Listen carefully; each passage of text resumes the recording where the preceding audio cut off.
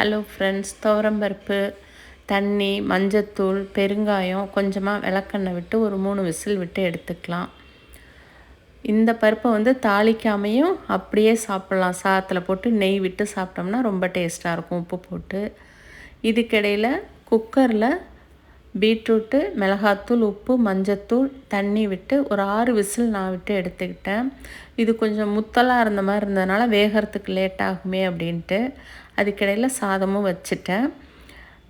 பீட்ரூட்டும் வெந்து வந்துருச்சு. இது தாளிக்கிறதுக்கு பெரிய வெங்காயம், பூண்டு, தக்காளி, கருவேப்பிலை. தக்காளி கொஞ்சம் நிறைய போட்டிருந்தேன்.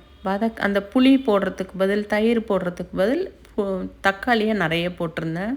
ஒரு கடாயில் எண்ணெய் விட்டுட்டு கடுகு, உளுத்தம்பருப்பு போட்டு தாளிச்சிட்டு தக்காளி, வெங்காயம், பூண்டு, கருவேப்பிலை எல்லாத்தையும் எடுத்து நல்லா போட்டு வதக்கிட்டு அது வதங்கினோன்னா நம்ம வேக வச்சுருந்த பீட்ரூட்டை அது கூட போட்டுடலாம். இதுக்கு தேங்காய் பேஸ்ட்டு ஒன்று அரைக்கணும். தேங்காவும் சோம்பும் தண்ணி விட்டு பேஸ்ட்டாக அரைச்சிக்கலாம்.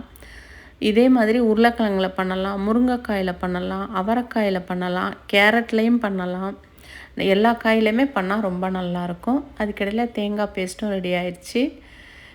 அந்த பீட்ரூட்லேயே தேங்காய் பேஸ்ட்டையும் போட்டுட்டு நல்லா மிக்ஸ் பண்ணி விட்டுட்டு அதோட பச்சை வாசனைலாம் போகிற வரைக்கும் அதை கொதிக்க வச்சுட்டு நம்மளுக்கு தேவையான அளவு கன்சிஸ்டன்சி வர்றப்ப அதை ஆஃப் பண்ணிக்கலாம். இதுக்கிடையில் 3 பேருக்கு முட்டை ஆம்லேட்டு, 3 பேருக்கு முட்டையை வேக வச்சு வறுத்துக்கலாமே அப்படின்னு சொல்லிட்டு ரெடி பண்ணியாச்சு.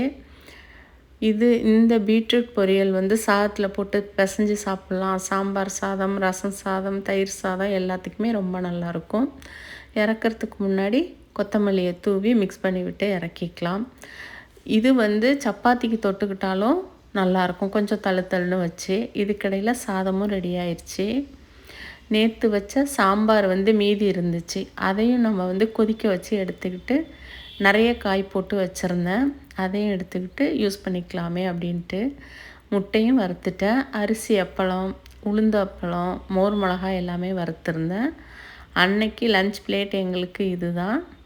தேங்க்யூ. தேங்க்ஸ் ஃபார் வாட்சிங்.